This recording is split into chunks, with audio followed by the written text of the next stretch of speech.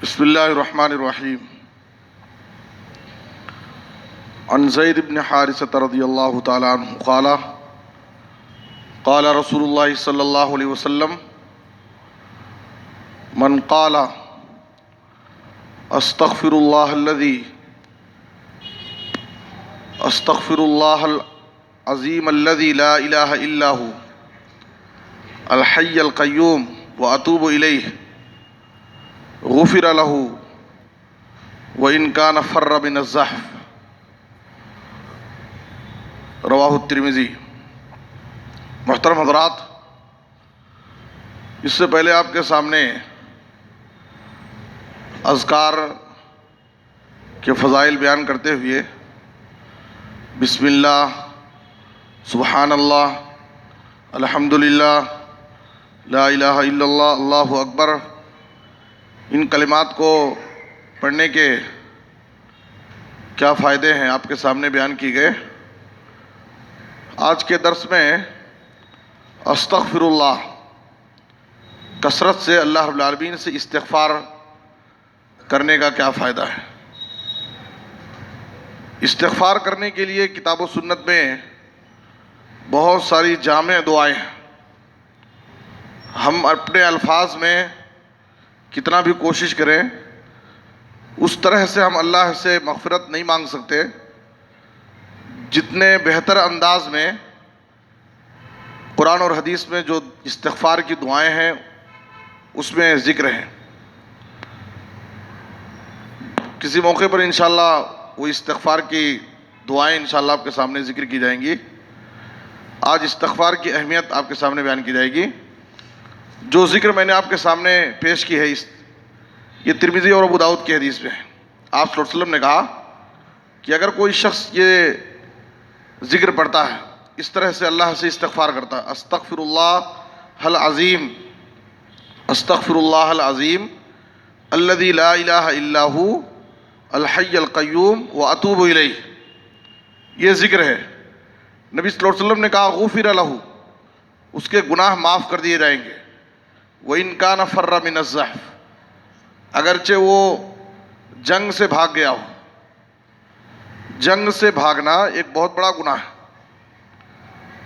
7 ہلاک کرنے والے گناہوں میں نبی صلی اللہ علیہ وسلم نے وَالتَّوَلِّ يَوْمَ الزَّحْفِ، میدان جنگ سے راہ فرار اختیار کرنا، بھاگ جانا، گناہ کبیرہ ہے. امام شوکانی رحمۃ اللہ علیہ اس حدیث سے استدلال کرتے ہوئے کہتے ہیں کہ اس حدیث میں اس بات کی دلیل ہے کہ استغفار بندے کے ہر قسم کے گناہوں کو مٹا دیتا ہے. جب بندہ اللہ رب العالمین سے سچے دل سے استغفار کرتا ہے تو استغفار بندے کے ہر قسم کے گناہوں کو مٹا دیتا ہے، چاہے بڑے گناہ ہوں چاہے چھوٹے گناہ ہوں. کہتے ہیں کہ اس لیے کہ جنگ سے بھاگنا بلا شبہ بلا اختلاف بڑے گناہوں میں سے ہے. اور یہاں پر نبی صلی اللہ علیہ وسلم کہہ رہے ہیں کہ اگر کوئی شخص یہ اس طرح سے استغفار کرے گا، استغفر اللہ العظیم الذی لا الہ الا هو الحی القیوم واتوب الیہ، تو اگر جنگ سے وہ بھاگ گیا ہو، اتنا بڑا گناہ کیا ہو، پھر بھی اللہ رب العالمین اس کے گناہ کو معاف کر دے گا. تو ہماری زندگی میں استغفار کی بڑی اہمیت ہے. دنیاوی اعتبار سے اگر ہم استغفار کی اہمیت دیکھیں تو ہم اپنی زندگی میں اگر خوشگوار پرسکون زندگی چاہتے ہیں، ہر قسم کے بلاؤں پریشانیوں سے، غم و فکر سے، تنگی سے ہم اپنی حفاظت چاہتے ہیں، تو استغفار کو اپنا وظیفہ بنا لیں. کثرت سے ہم اللہ رب العالمین سے استغفار کریں. اللہ رب العالمین خوشگوار اور خوشحال پرسکون زندگی عطا کرے گا. سورہ ہود کے شروع میں آیت نمبر 3 میں اللہ تعالیٰ نے کہا وَأَنِ اسْتَغْفِرُوا رَبَّكُمْ ثُمَّ تُوبُوا إِلَيْهِ يُمَتِّعْكُمْ مَتَاعًا حَسَنًا إِلَىٰ أَجَلٍ مُّسَمًّى. اجل مسمى سے مراد موت کا وقت ہے. اگر تم اللہ رب العالمین سے توبہ اور استغفار کرو گے تو اللہ کا وعدہ ہے یُمَتِّعْكُمْ مَتَاعًا حَسَنًا. متاع حسن کی تفسیر میں مفسرین لکھتے ہیں کہ خوشحال زندگی، پرسکون زندگی، رزق میں کشادگی، عافیت کی زندگی، یہ ساری چیزیں متاع حسن میں داخل ہیں. اور کب تک اللہ تعالیٰ دے گا؟ الی اجل مسمى، ایک وقت مقررہ تک، یعنی تمہاری موت تک. پوری زندگی اللہ تعالیٰ خوشحال فارغ البال پرسکون زندگی عطا کرے گا اس شخص کو جو اپنی زندگی میں استغفار کو لازم پکڑتا ہے، استغفار بکثرت اپنی زندگی میں اللہ سے استغفار کرتا ہے۔ سورہ ہود ہی میں آگے آیت نمبر 50 میں ہود علیہ السلام کی دعوت کا تذکرہ ہے۔ ہود علیہ السلام اپنی قوم میں توحید کی دعوت دے رہے ہیں۔ آگے کہتے ہیں وَيَا قَوْمِ اسْتَغْفِرُوا رَبَّكُمْ ثُمَّ تُوبُوا إِلَيْهِ يُرْسِلِ السَّمَاءَ عَلَيْكُمْ مِدْرَارًا وَيَزِدْكُمْ قُوَّةً إِلَىٰ قُوَّتِكُمْ۔ اللہ تعالیٰ استغفار کی وجہ سے تمہارے لیے آسمان سے موسلا دھار بارش نازل کرے گا، جس سے تمہاری زندگی میں خوشحالی آئے گی۔ بارش ایک رحمت ہے، اس کے ذریعے خوشحالی آتی ہے۔ اور وَيَزِدْكُمْ قُوَّةً إِلَىٰ قُوَّتِكُمْ، اللہ رب العالمین تمہاری طاقت و قوت میں اضافہ کر دے گا، تم کو زندگی میں دنیا میں طاقت اور قوت عطا کرے گا۔ تو یہ استغفار کا دنیوی فائدہ ہے۔ اور اللہ رب العالمین کے عذابات سے، آفتوں سے بھی ہماری حفاظت ہوگی۔ سورہ انفال کی آیت نمبر 33 میں اللہ نے کہا وَمَا كَانَ اللَّهُ مُعَذِّبَهُمْ وَهُمْ يَسْتَغْفِرُونَ۔ جو قوم اللہ رب العالمین سے استغفار کرتی ہے، اللہ رب العالمین سے استغفار کرتی ہے، اللہ رب العالمین ایسی قوم کو عذاب نہیں دیتا ہے۔ عذابات آتے بھی ہیں تو استغفار کرنے والے اللہ کے عذاب سے محفوظ ہو جاتے ہیں۔ تو اس لیے دنیوی اعتبار سے بھی اگر ہم اپنی زندگی میں خوشحالی سکون کی زندگی چاہتے ہیں، آفتوں اور اللہ کے عذابات سے اپنی حفاظت چاہتے ہیں، تو استغفار کو ہم اپنا وظیفہ بنا لیں۔ کثرت سے اللہ رب العالمین سے ہم استغفار کریں، اپنے گناہوں کی معافی مانگیں۔ دوسری چیز یہ ہے کہ استغفار کا ایک بہت بڑا فائدہ دلوں کی صفائی ہے، دل کی پاکیزگی۔ اس لیے کہ ہر انسان ہونے کے ناطے گناہ اس سے سرزد ہوتے ہیں۔ جیسے ہی انسان ایک مومن گناہ کرتا ہے، مسند احمد کی حدیث میں ہے، تو اس کے گناہ کے بقدر اس کے دل پہ ایک سیاہ نقطہ لگا دیا جاتا ہے۔ لیکن اللہ رب العالمین سے اگر اس نے استغفار کر لیا فَإِن تَابَ وَنَزَعَ وَاسْتَغْفَرَ سُقِلَ قَلْبُهُ، آپ صلی اللہ علیہ وسلم نے کہا کہ اگر اس نے گناہ کو ترک کر دیا اور اللہ رب العالمین سے سچے دل سے استغفار کر لیا، تو وہ سیاہی جو اس کے دل پر اس کے گناہ کی وجہ سے جو سیاہی لگا دی گئی ہے، اس کو اللہ تعالیٰ صاف کر دیتا ہے۔ تو دلوں کو گناہوں کی غلاظت سے پاک صاف کرنے کے لیے استغفار بہت ضروری ہے۔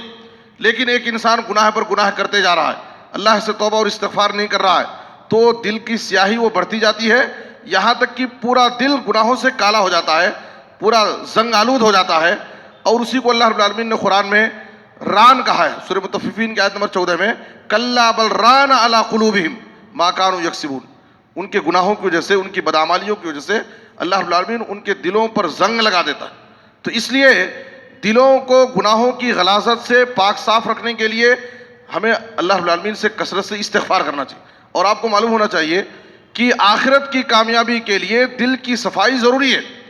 جب ہم اپنے دلوں کو ہر قسم کے گناہوں سے پاک صاف لے کر کے قلب سلیم کے ساتھ اللہ کی بارگاہ میں حاضر ہوں گے، تب جا کر کے ہم کامیاب ہوں گے۔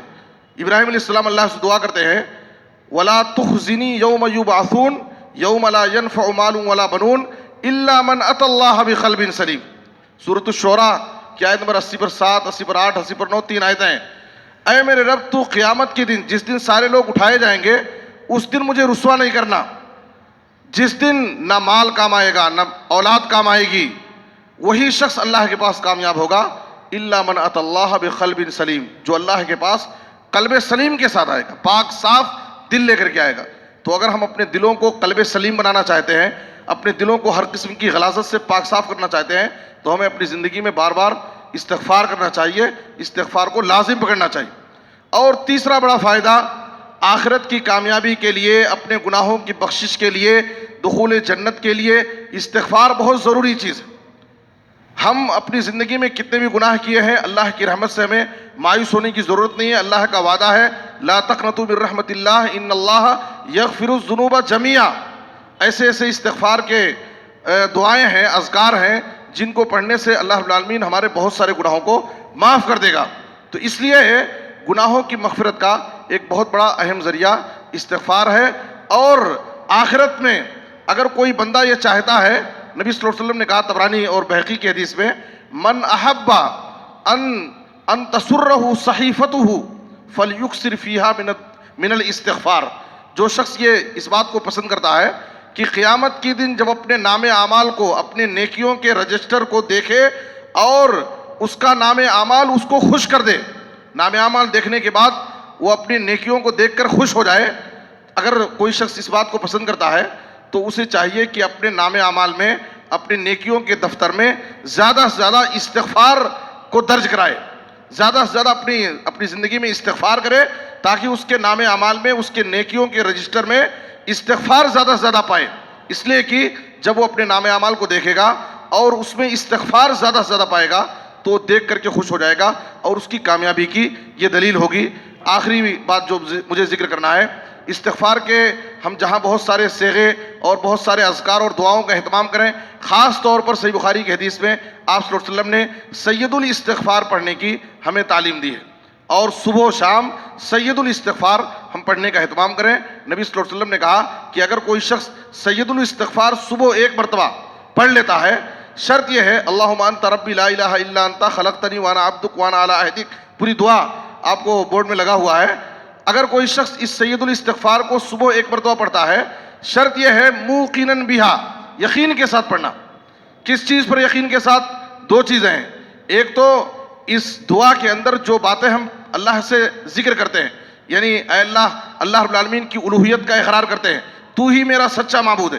ایک طرف بندہ سید الاستغفار صبح و شام پڑھتا ہے اور دوسری طرف وہ مزاروں پر، آستانوں پر جا کر کے سجدے کرے، غیر اللہ سے دعائیں کرے اور استغفار، سید الاستغفار پڑھے، تو اس کو کوئی فائدہ نہیں. تو اس دعا کے اندر جو باتیں وہ اللہ کے سامنے پیش کرتا ہے، جن باتوں کا اقرار کرتا ہے، اس پر یقین رکھے، دل سے گواہی دے. اور دوسری چیز یہ ہے کہ اس کا جو فائدہ بیان کیا ہے نبی صلی اللہ علیہ وسلم نے، اس کے اجر و ثواب پر یقین ہونا چاہیے. اور دعاؤں میں، اذکار میں یقین کا بہت بڑا کردار ہے. ہم یقین کے ساتھ نبی صلی اللہ علیہ وسلم نے جو اجر و ثواب بیان کیا ہے اس پر بھی ہمیں پختہ یقین ہونا چاہیے. تو نبی صلی اللہ علیہ وسلم نے کہا اگر کوئی شخص یقین کے ساتھ اگر یہ سید الاستغفار دن میں ایک بار پڑھ لیا، شام ہونے سے پہلے اگر اس کی موت ہو گئی فہو من اہل الجنہ، تو جنتیوں میں سے ہوگا. اور اگر شام میں ایک مرتبہ پڑھ لیا یقین کے ساتھ اور صبح ہونے سے پہلے اگر اس کی رات میں موت ہو گئی فہو من اہل الجنہ، تو اسے جنت کی بشارت ہے، وہ جنتیوں میں سے ہوگا. اس لیے ہمیں چاہیے کہ دنیا اور آخرت دونوں جگہ کی سعادت حاصل کرنے کے لیے، دونوں جگہ کامیابی حاصل کرنے کے لیے ہمیں اپنی زندگی میں کثرت سے استغفار کا اہتمام کرنا چاہیے، استغفار کو اپنی زندگی کا معمول بنا لینا چاہیے. اللہ ہم سب کو نیک توفیق دے. آمین. صلی اللہ علیہ نبینا محمد و آلہ وصحبہ اجمعین.